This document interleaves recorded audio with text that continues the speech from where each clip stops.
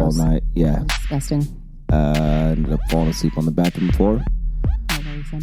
And then I fell asleep in the closet after like my third shower of the night. I kept sweating profusely and I felt like I was soaking our bed. It was like he was in labor. It was disgusting. I was like, please don't have a baby. We have so many. Yeah, the baby was coming out of my head. That's what it felt like. I felt like I had another baby because I couldn't go to sleep because you were sick. I was very sick. But then the next day, I laid in bed and watched movies all day. And it was like serial killer marathon. Mm-hmm. And it just goes to show you how quickly we fall away. Yeah.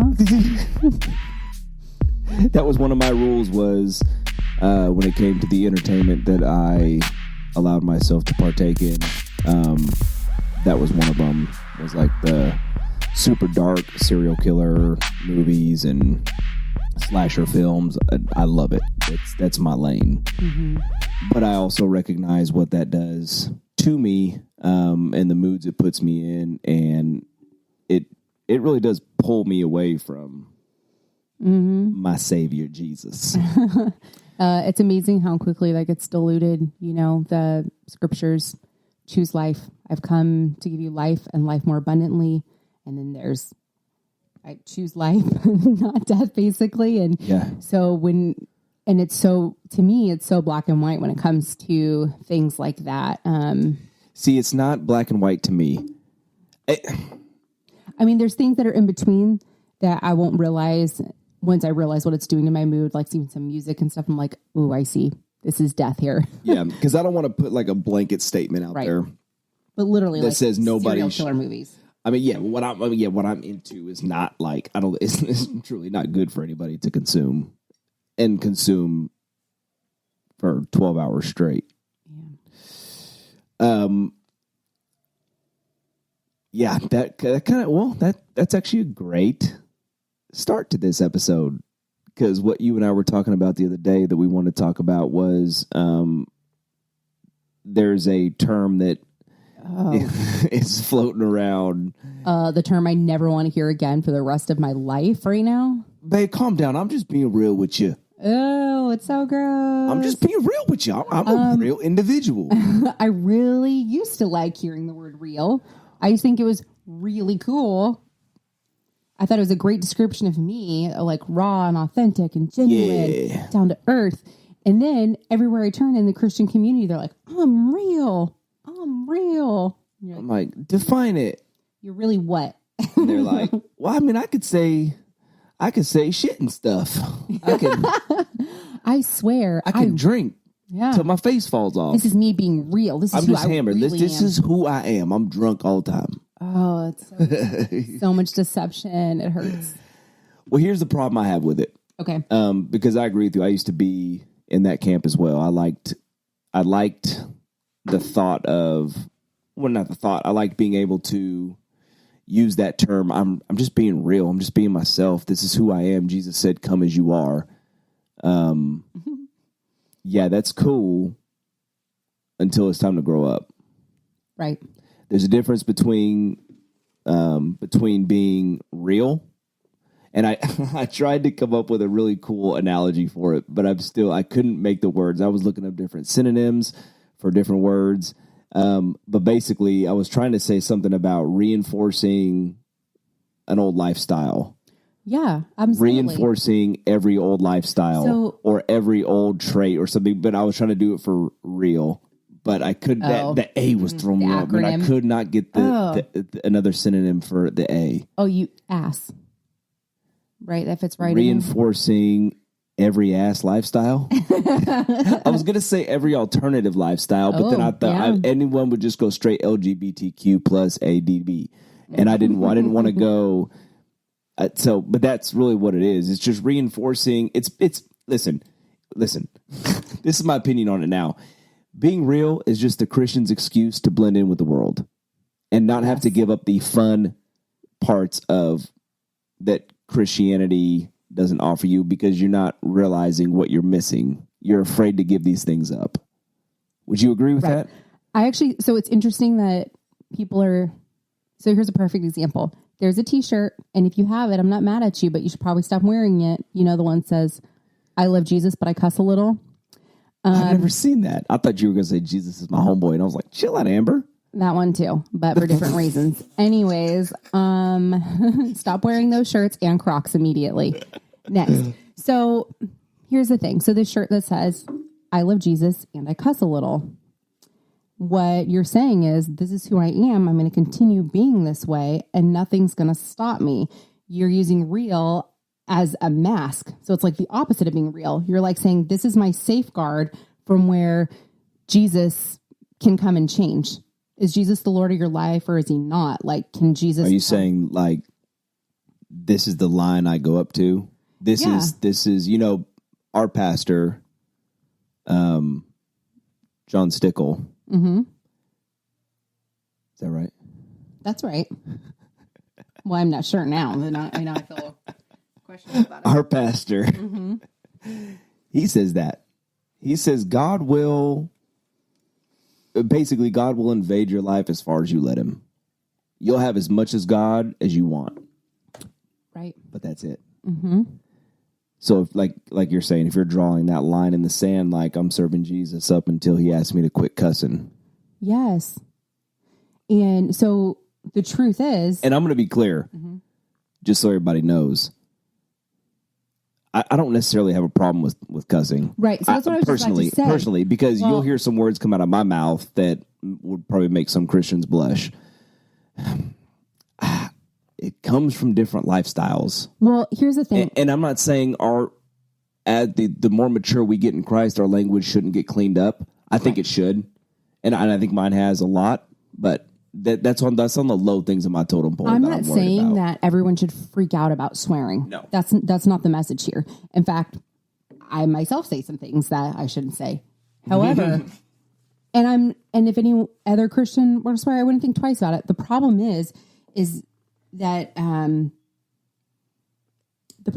when you make it a statement that I'm not changing any more than this. This is me being real. That's not you being real. That's you in the process still. Sure, let's accept it. Cool. You know, that's you in the process. That's like, but even people who aren't Christians use that term real as a way to say, I don't have to get any better than this. It's defiant. Right. It's defiant. It's literally celebrating your flaws. Yeah. Great. Accept yourself with your flaws and don't be so hard on yourself, but you should still be trying to improve. Absolutely. So we shouldn't be celebrating our flaws and our sins and our shortcomings and magnifying them as like this glorious thing. I think that's what it is. It's glorifying your sins. Yeah. It's being okay with them. Yeah. And it's being okay with them. The Bible's pretty clear about language. I mean, there's a lot of scripture. Sorry, I'm trying to untie my shoe. It's okay. I see you looking at me weird. But that brings us to what we were going to say is let's talk about the difference between being real in that sense. Right. And being authentic. And what I want to do, Amber, okay. What do you want to do? We are going to rebrand the term real so that anytime anybody says I'm real, we know what kind of goofball they are. And we're going to start using the word authentic because I think there's a big difference between someone being real and someone authentically pursuing a relationship with Jesus and the pitfalls and the struggles that come along with that. Right. Change doesn't come overnight. No one expects it to happen that way. You and I both experience this. It doesn't happen that way. Yeah. So being on that journey is different than just settling in with your sin and being okay with it. Sure.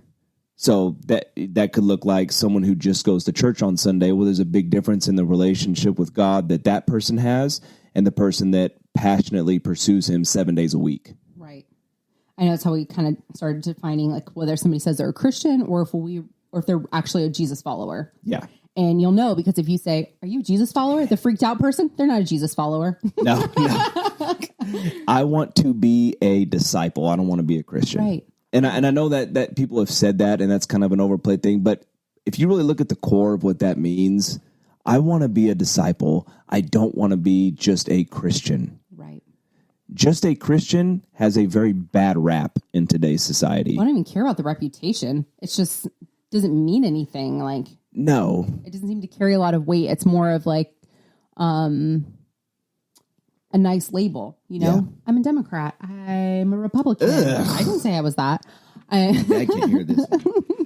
I'm just saying it's a nice label. Like, I associate this way, and it's not necessarily, you know, that's definitive. the club. That's the club you belong to. It's not the lifestyle you live. Right. It's not that. Absolutely, it's a club that you belong to. It's a membership. Yeah. Not who's the Lord of your life. Right. And so I think that that's a big deal, because what real is to me, I'm the person who's been accused many times of being rough around the edges, that I often say the wrong things in church settings, actually in many settings. And I've learned over time to get more polite. There you go. I'll just lower it a little bit. Oh, is that better? Yeah, you can lean back a little bit. I would just lower it so it's more for your face. You know, I know you're like, I like to move my head when I talk. bark, bark, chicky, bark, bark. How dare you? Okay, you got to be old enough to know that song if you're listening to this podcast, or you're hood rat enough to know it. Turn this phone off. Oh, I better do the same. I like my phone dinging in here. Okay. So, anyway, well, what I was going to say was that, so because I was just coming as I was, unchurched. I didn't grow up in church. Yeah. And I wasn't taught a lot of table manners as a kid and things like that. And so I would often do things that were out of place. And that was me being real. But once I have a conviction for something and God shows me, because he's the Lord of my life and he says what I can say and what I can do, me being real is authentically letting him, and authentic is letting myself be exposed to him and speak into any area of my life and being willing to be open about that with other people. I think that's a big part about being real, is being able to say, these are my flaws. God's speaking to me about it. You're doing the opposite of what we're trying to do in this episode. You keep referring to yourself as being real, and we were going to use the term authentic.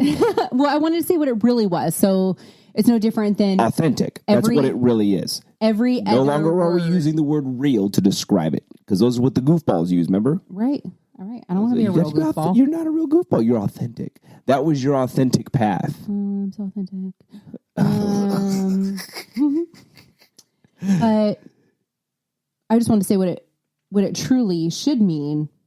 All the people are using it wrong. No different than like how people use feminism wrong now, and now it sounds gross. Yeah. Same thing. Real sounds gross that's now. Perfect. I was just saying what it actually perfect. is. And what it should have been, what it started as. Yeah. Yeah. Yeah. That's really good. Thanks. Needle point that on a pillow. What? I'm authentic, not real? Yeah. There's got to be a pun in there to be on a pillow. Yeah. Well, we'll work on it.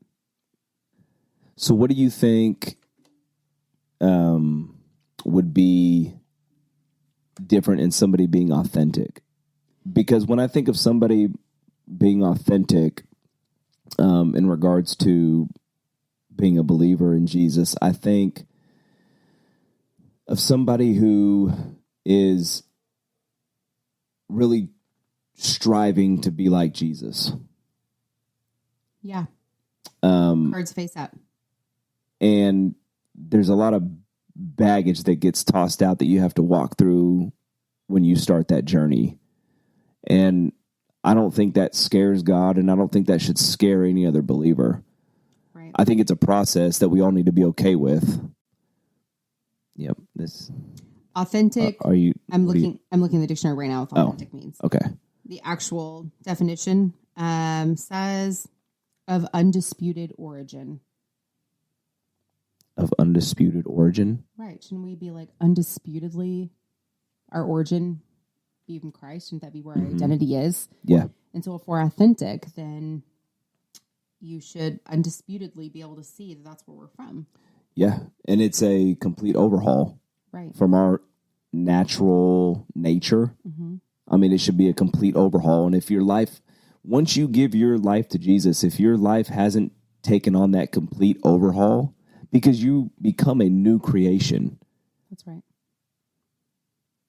And that's the part about it genuinely happening. You shouldn't have to fake anything. No. And when God makes you new, there is nothing to fake about it. It's just pursuing him. But that's the whole difference between So I think of an authentic person that I think it comes down to those walls that we're talking about. People using the term real to put up a wall, a barrier, and saying, this is who I am. I'm not going to change. Well, that's not really being authentic. That's masking. That is putting up a barrier to not let God or other people in to speak into your life, to see who you really are. That's really what's happening there. And I think an authentic person, or someone who lives authentically, allows people to see who they really are and let people into that. They're inviting God really into their lives and other people around them as well. Yeah. I had Guy over today.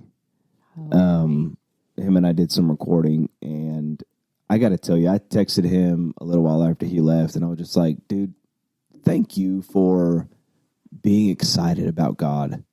Yes. Every time I'm with Guy, I get this like spark of passion to do something for God. He just brings that out of me. Yeah. And he is the most authentic person.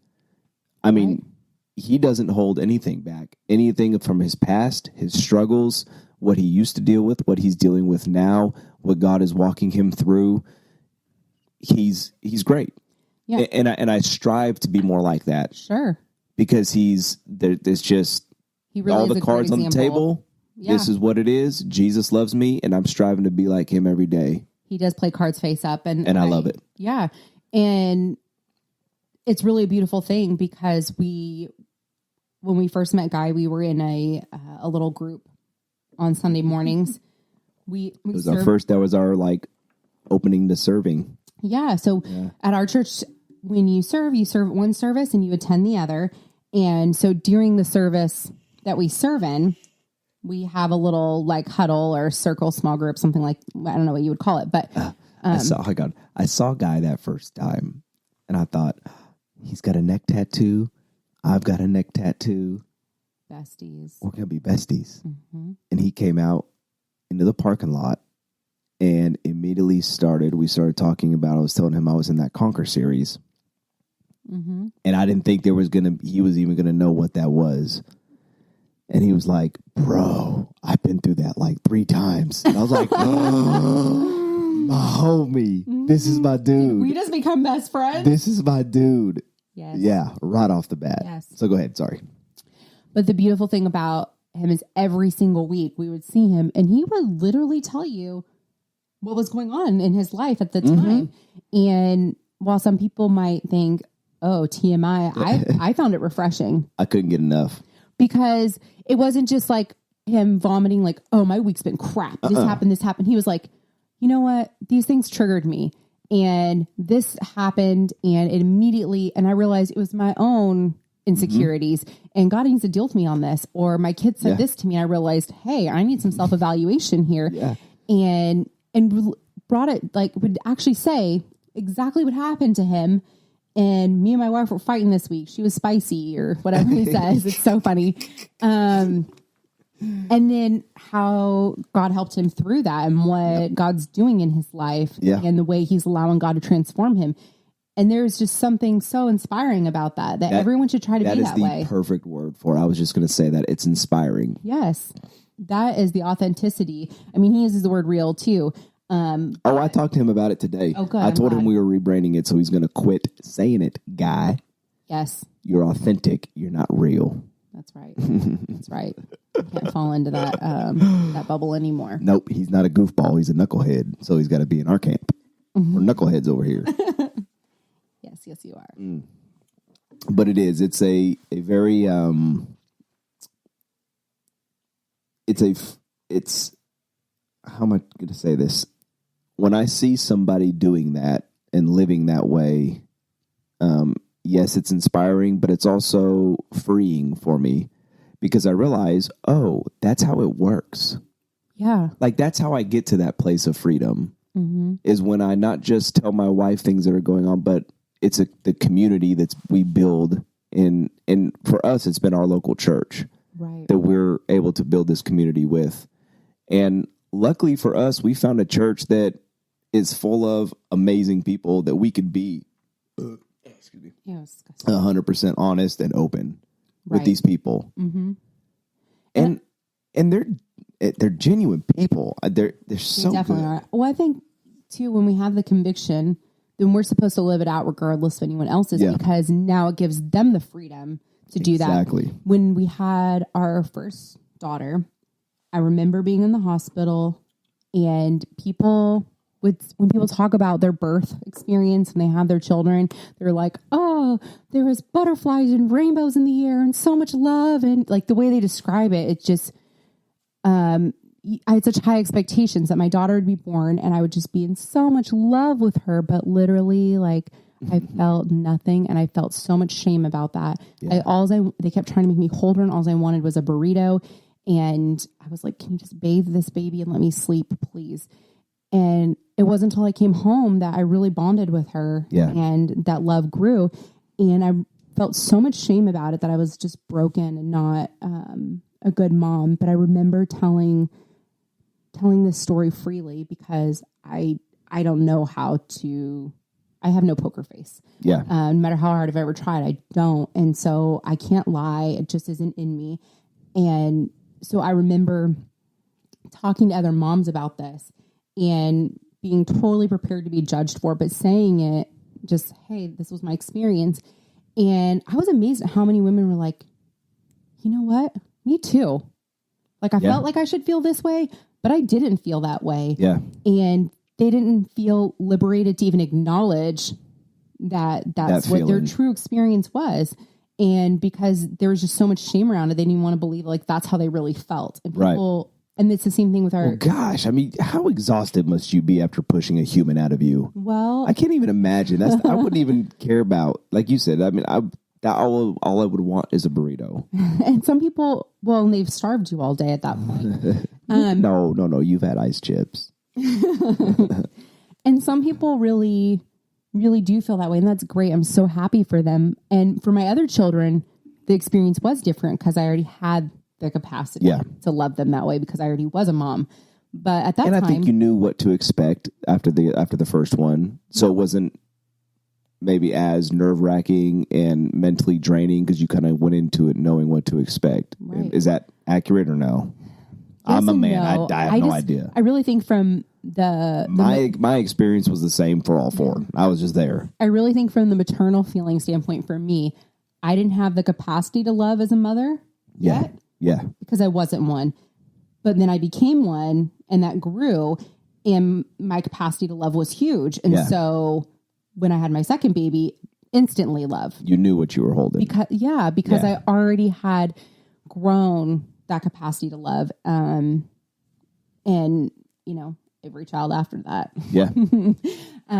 But any child really that comes into my life, my capacity to love is so much different. But I wasn't a mother before that. And, you know, there's women who are mothers before they ever have a baby and so they feel those emotions instantly. But that wasn't me. Who did you share that with? I mean, not who did you share with? Did you like post it somewhere? Did you? No, I mean, they were just like women that I barely even knew. It just felt like just came up conversationally somehow. You know, women are always sharing birth experiences and stuff. And you're like, hey, y'all want to hear mine? No, I just wasn't afraid to say it even though it was a different experience. I didn't feel like I had to nod and smile. You didn't feel like you had to be like, yeah, that was my experience too. Yeah. Or just say nothing and like just hide away. I was like, you know what? I really wanted it to be that way, but it wasn't. See, but that out of that, they were able to acknowledge how they truly felt about their first birth.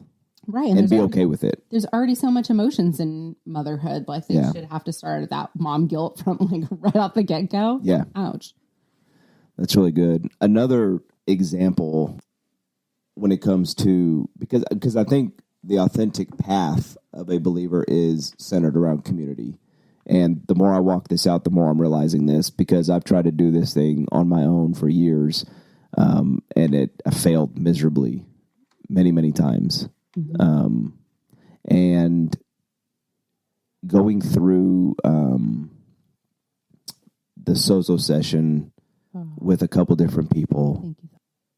Yeah, thank you, Thelma. That was so good. But the biggest thing that I got was the Conquer series that I did. Mm-hmm. It was with a group of men, all there for the same reasons. Whether that be mainly sexual struggles is what Conquer series is. But being able to sit, it was the first time I had been in a group that we were all there to improve, all there to get better, and focused on one very specific thing. And the freedom that came out of that 8-week class, that was the first time I had a deliverance, was in that. And it was only because you were willing to be. But I was just going to say, when we were going around in the circle, it was probably the second or third week, and we were basically giving our testimony, like what brought us to that class. And I just had this feeling like, because I've sat in therapy sessions before and not really opened up, and it hasn't worked, and it hasn't worked because I didn't open up. I wasn't being authentic with what I was going through. But when it was my turn, I just unloaded. I held nothing back. Hey, we're talking, guys, I've been an addict when it comes to pills, cocaine, weed, alcohol at points, multiple affairs, pornography, you name it. Which I got into the whole witchcraft thing because there was a guy there who, believe it or not, was actually from that same kind of background, like devil worship and witchcraft. And so when he heard, but here's the thing, when I heard him say that, that's when I knew, I'm free to talk about it. I'm free to talk about this. Yes. Because he said that. If he didn't say that, I would have got into everything else. But the one thing that I truly needed deliverance from, I wouldn't have said. Right. The only thing that I actually needed demonic deliverance from was witchcraft. And if he didn't say that that was his past, because he was one of the guys leading it, I wouldn't have said that part because that was still shameful to me. Yes. That was like, these guys can't handle that. They can handle the sexual stuff that I'm struggling with and the drug addiction that I'm struggling with, but they can't handle that. Freaks a lot of people out. Yeah, that's taboo.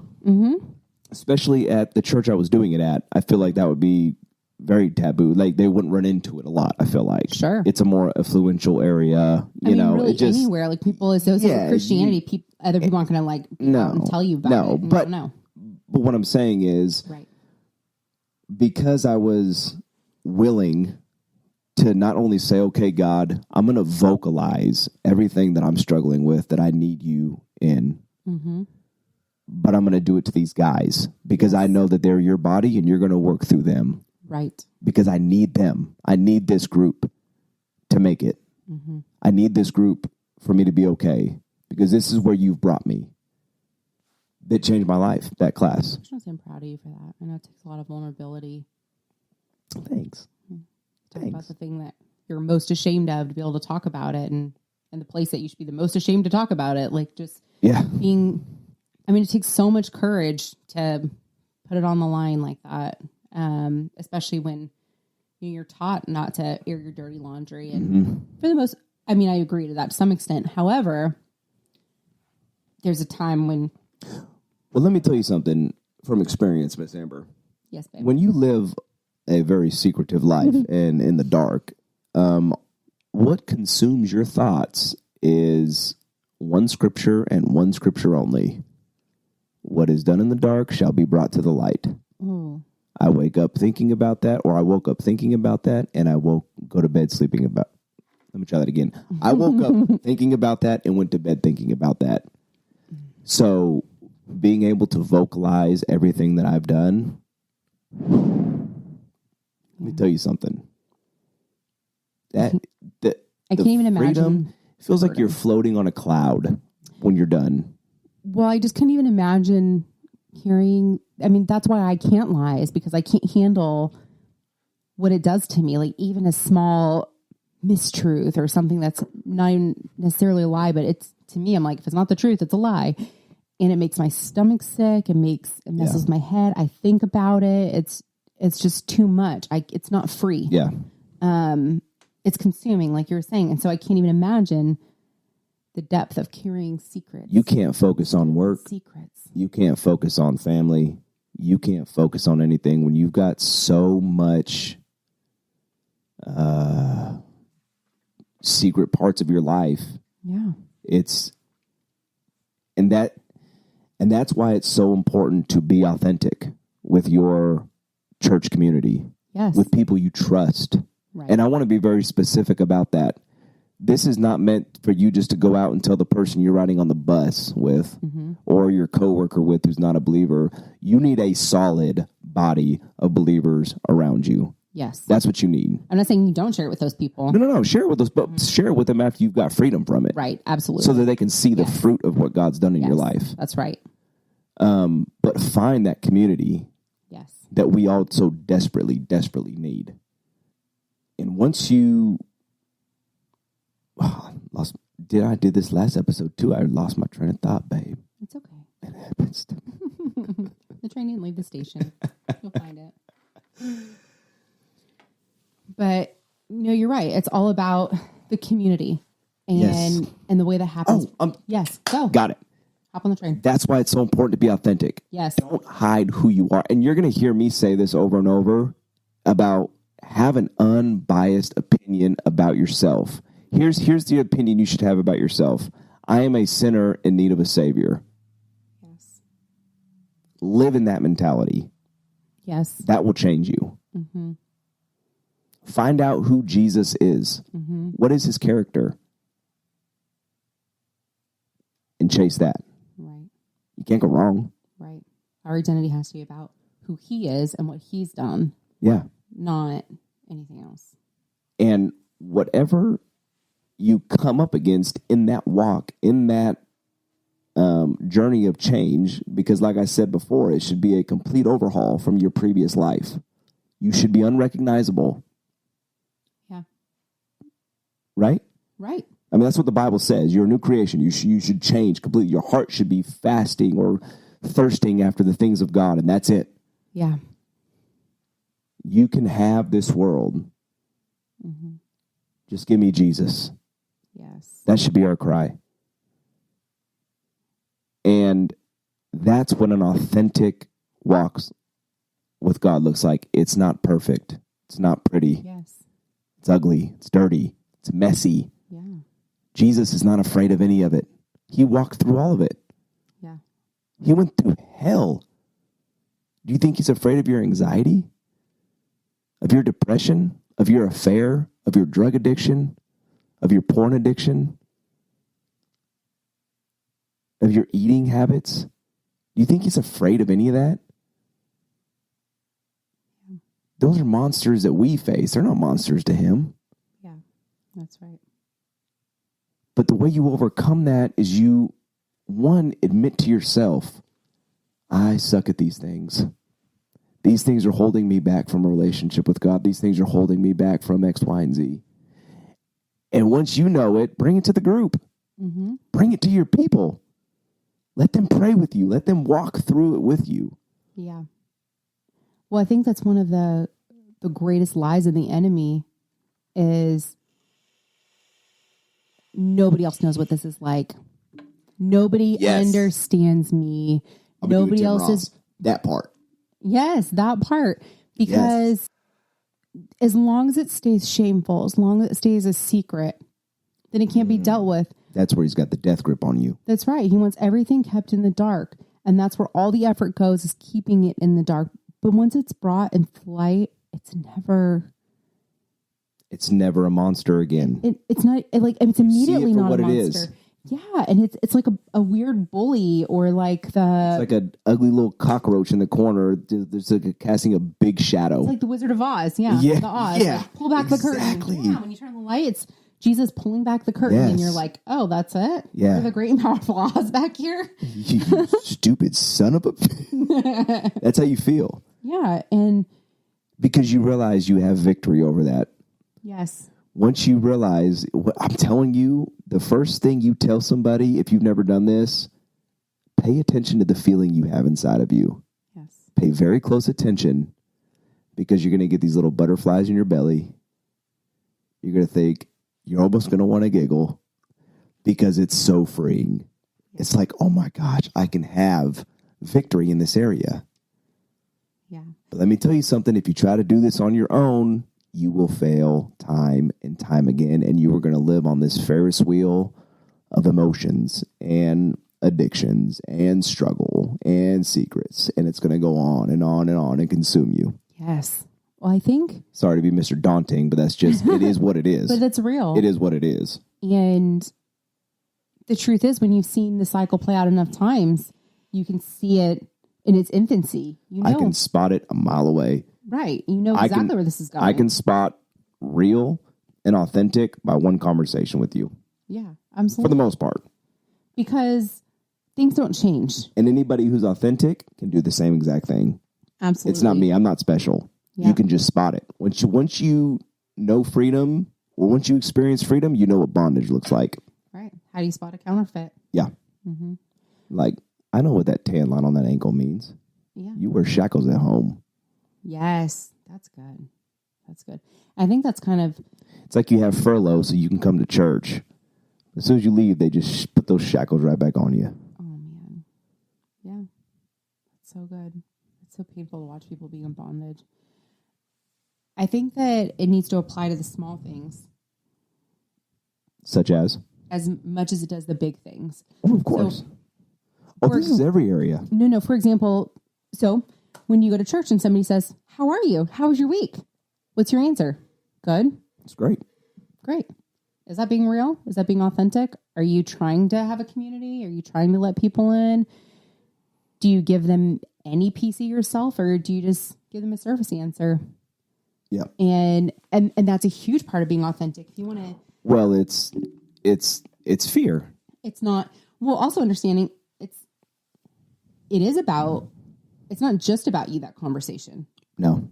You know, it's also about what that other person might need to hear so that they can be free. Mm-hmm. You know, just the way you said in that group, had he not mentioned witchcraft that he has experience in it, you wouldn't have had the liberty to say it yourself.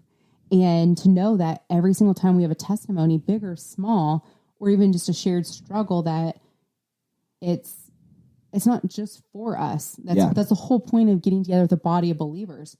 So if they think TMI, then they're not ready for it, honestly. But for you, your responsibility is to say something. Yes. Don't worry about the other person's response. Yeah. Even to be like, my kids are driving me nuts this week. I really need God to give me more grace. But, you know, I know the real issue is I probably have too much caffeine.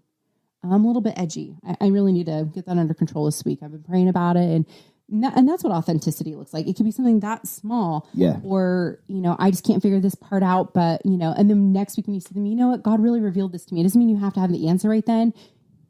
Or be that negative person that's just complaining. You're just saying, oh, it could even be the victory part. Like, oh, I actually had a great week. You know, the week before I was struggling with this and God really showed me that. Or I had this great conversation and I'm just grateful. I've been praying for, you know, this, or I've been wanting something like this. And I'm just, you know, grateful that God did this for me this week.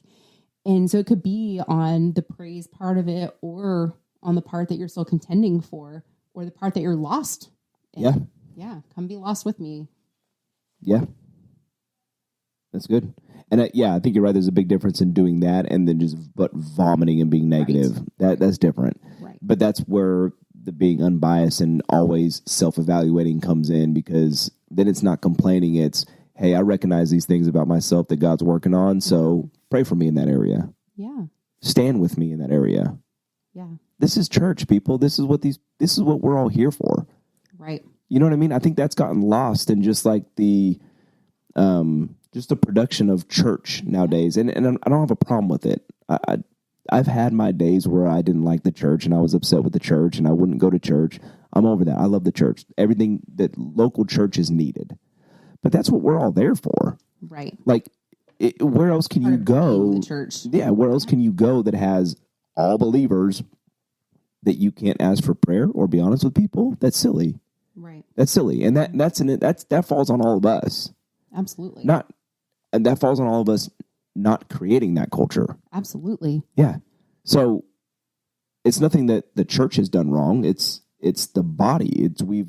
For some reason we've gotten into this church is a place where you need to look nice and be good and be perfect, and it's the complete opposite of that. That's the one safe place that we should be able to bring all of our nonsense. Yes. All of our baggage. Absolutely. That should be the most filthy place on the street. Yes. Don't you agree? Yes. Absolutely. So forget this tidied up church culture. No. We're going to break that. Right. Anyone who's listening, change that culture in your church. Yeah. Be that person that people can be vulnerable with. Stand with people in their issues, just as they can stand with you and yours. Right. Why wouldn't all of us want that? That's what we need. Yeah, absolutely. Dare to show up. Yeah. When you go to church, show up. It's the difference between you having your kids talking to you and you're doing something on your phone, or you looking them dead in the eye and engaging in the conversation. When you go to church, expect to see somebody delivered and set free. Yeah. Go with those expectations. But even, like you said, even if it's something tiny, it doesn't matter. Freedom is freedom. Yes. One small freedom is going to lead to a massive freedom. Yes. That's what we're there for. Right. But I think, but you're right. It has to be us all accepting the responsibility, not just saying, oh, church shouldn't be this way. It should be this way. No, it's us here admitting it, accepting the responsibility that we need to be salt and light. What does that mean? It means that you have to be the thermostat and not the thermometer. You don't just go in and say, oh, this is what it's like, and it shouldn't be. You're the one who sets the temperature. You're the one who says what it would be like by being that way. You're the one who says, it's too hot in here. I should be a little bit cooler. It's too cold. I should be a little bit warmer. So if you show up to church, show up with your whole self. Everywhere you go, show up with your whole self. And when you're engaging with people, it's a matter of, so we have our little circle that we were talking about. Yeah. It's a really diversified group of people, which is cool. Something we probably would have snobbed before and just went home and made fun of everybody. For sure. But now I'm so glad that I can appreciate it for what it is. And it's not, so you could show up and not answer a question and think, oh, well, they really said everything. I don't really have anything else to add. But that's not true. We all have unique experiences. God's given us unique testimonies, and us sharing what we have or God's done in our lives, or whatever it is in our thought life, us digging a little bit deeper and sharing that. It's not just about us. It's about the other person there that could be set free because of it. Yeah. And we have a responsibility to engage that way. But just the same as with other Christians, we should be able to be that with the world. And so this is the part where I'm getting challenged the most, where it hasn't been super easy for me to be authentic in the past. As when I have secular friends or people at work or that I know anywhere else, until I know that they're a believer. And even then, if I don't know what kind of believer, I'm not going to actually share what God's doing in my life. You used to be that way. Yes. That's what you're saying, though. Yes. Okay. This is part that where God's really been challenging me. And you've been growing in it tremendously. Thank you. But being so bold as to talk about, okay, so if God is my identity is in God. And my entire life is revolved around Him being the Lord of my life and where He says I should go and what He says I should do, and Him renewing my mind and me discovering all these things about Him. If that's my entire life, how can I share life with anybody and not say that and not think that I'm being fake? I'm hiding the thing that you're being the opposite of real or authentic. Yeah. So if I'm with a friend that's a non-believer, still being able to, and it's not even a way like, hey, you need to do this, but me just saying, like, talking about it just like I would with any other believer, saying, oh, I had this struggle this week and, I've been praying through it and God's really revealing this to me. And even if they think that's a little funny at first, I'm introducing them to God. Yeah. Really. But I'm also sharing my life with them exactly how it is. Yeah.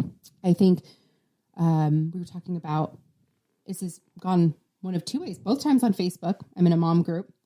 One mom says, I really want to make friends. I really want to make friends. She tells the age of her kids, I'm new in town. We have no friends. We'd like some friends. And I respond, oh, I have kids about that age. Looks like we live close. I'd love to be your friend. When do you want to get together? We can meet at a park. We can do whatever. She sends me in a direct message A DM, as the kids say. Yes, she DM'd me. She slid into Amber's DMs. Gross. And gave me the nicest rejection of my entire life. And I really had a hard time with it, but I was okay with it. She said, "Oh, it was so nice of you to extend your friendship to me. But after looking at your Facebook profile, it seems very obvious that that you're a Christian and that you go to church. And I'm an atheist, and I raise my children as atheists, and I just want to avoid any eventual problems, and I'm going to decline your offer, but thank you anyway." That was the heart of the message. And I was shocked. At first Why were you shocked? Did you think atheists were like a Bigfoot myth that really existed? No, I just never expected. Really, I guess I'd never really been met one rejected openly like that. Someone saying, "I don't want to be your friend because you are a Christian." Persecution. Jesus said this would happen. I know. It was like, I can't even call it persecution. Such a joke. Oh man, what do we know about persecution in America right now? But so I had a hard time swallowing that pill, and I responded to her, and I said, at first I want to say, "No, it's not a problem. We can be friends." And then I thought, oh, okay, I can see where she's going with this. Like, obviously, like, I can't go to the park without my kids praying for somebody. If a kid gets hurt, they're going to pray for them. And and Faith definitely would. For sure. Yeah. They're going to pray for them. They're going to believe for them. You can't spend any amount of time with my kids without it oozing out of them. And I'm so proud of that. Yeah. And so I responded to her. I said, "You're absolutely right. And it's so much more than just a belief system. It's the very core of who we are. And yeah, you're right. If that's a problem for you, like, I would still love to be your friend. And we love everybody. My children are taught to love everybody, but you're absolutely right. There's no way to spend any time with us and not be fully exposed." I love it, though. Yes. I love that. I like both sides of y'all's communication on that. I respect her for being authentic and real to who she is and the way she's raising her family. Right. Whether we agree with that or not, that doesn't matter.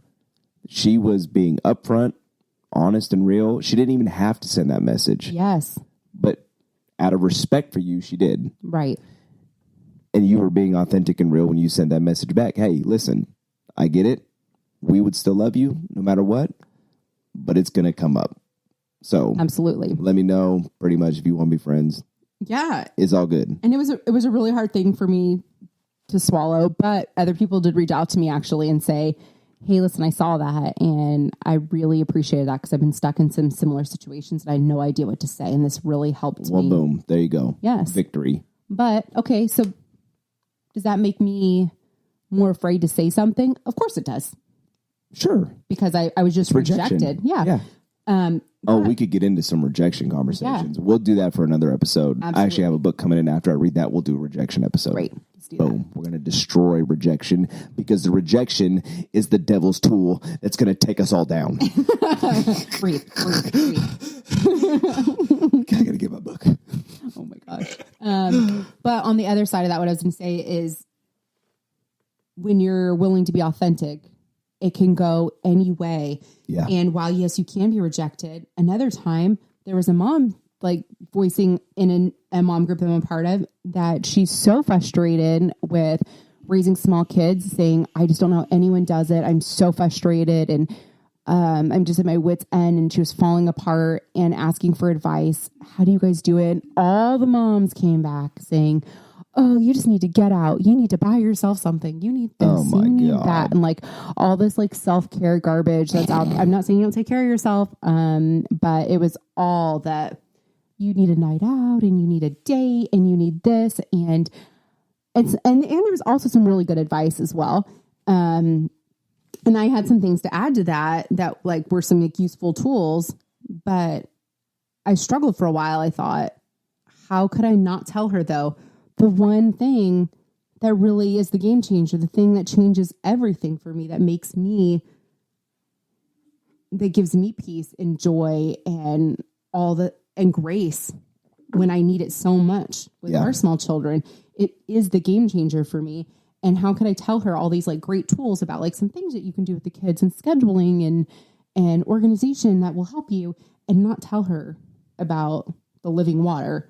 And so I did. So I told her, yes, to all these other things that these other women have said. In addition to that, here are a couple of tools, but let me tell you that the one thing that changes everything for me is Jesus. Yeah. I'd love to pray with you. If you ever need it, please reach out to me. Yes. And if you need some resources, some like sermons that might be helpful, like just reach out to me. I'd love to, whatever. And I'm not expecting to hear anything back, but she did end up sending me a message saying, thank you so much for commenting on that. And that's exactly what I needed to hear. I forgot to lean on Jesus. And I didn't even know she was a believer. I was fully prepared to accept the rejection that I had received before. I love that you did it anyway.